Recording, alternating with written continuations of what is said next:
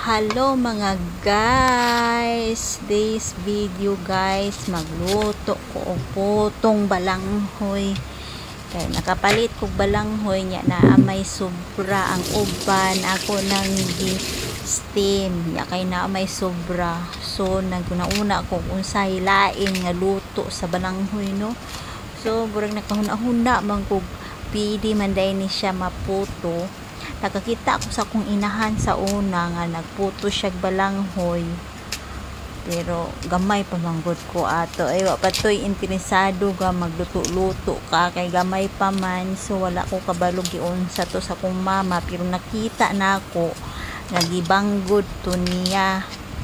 So mao ni nga kung gusto ka mo kaon, di jud magtinapol, mao na jud ni. So, first time yun ni na akong magputog balanghoy. Basta sa mga Bisaya, yun o balanghoy. Kung sa English pa, tapioca. Kung sa Tagalog, kamuting kahoy. Pero kay Bisaya, man kung dako, balanghoy. So, yun na, dahil ni kay panitan sa nato, alangan mag-i-ape ng panit. So, kung may paraan, kakaon kita. Naami bangguran, guys. So, tulo ako klase na akong bangguran. Ay gamay, na dako, na medium size. So, mao ni akong gipili. Ang pinakapino nga grano nga bangguran. Mao na ni. So, magbanggod-banggod jud taan ni. Kanang pino nga grano ha, ayaw ng dagko kay mahimong salad. So ngani na siya, pino siya ha, pino gyud. So imo na siyang pakupsan, mangita kag panapton nga imong pakupsan jud, pagawason jud ang duga. So mao ni nakita ko lang ni siya sa YouTube kung unsa pagluto kay wa jud ko kabalo kay first time man jud ni na akong paghimo. So pakupsan jud na nimo pag-ayo ang duga imong pugaan no, pugaan jud, pugaan pigain. Sos nahirapan ako magtagalog. So pigain, squeeze. So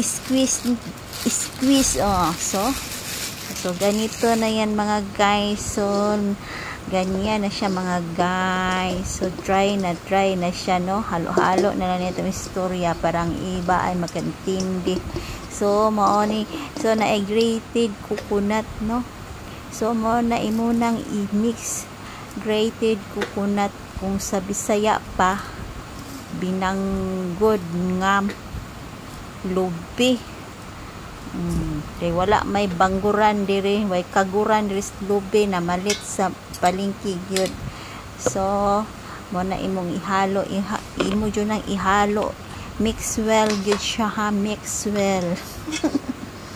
Haluin, tapos brown sugar ang gamitin.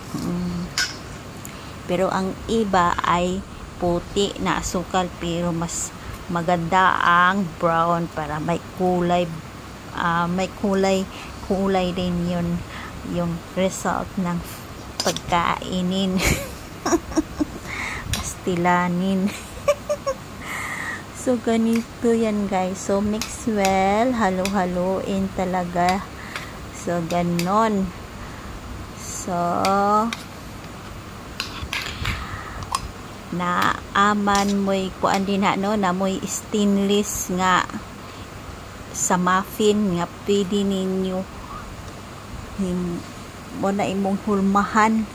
So mo ni ako ang baking pan nga small size, pwede nimo siya butangan sa imong finished product. So mao ni siya. So mo na akong hulmahan kay wala kita ko kuan saging man to lang igamit, oy wala man ko'y saging. So ingani lang direct lang jud na siya, panay hapin-hapin saging wa di saging hindi ring dapita gyud. So mao ni siya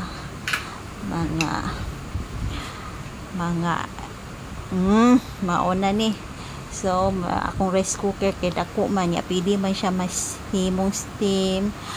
So pwede na ako diri ibutang gyud. So mao na gyud ni steam na gyud na pagkahuman. So mag-ihap taog mga kuan, mga basta ka ako rang gi-adjust ako rang wa na kung oras-orasi mao na siya. So nahuman na gyud. So mao na gyud niya daw ang putong balanghoy hasta. So first time gyud ni na kung pagluto aning putong balanghoy mga guys.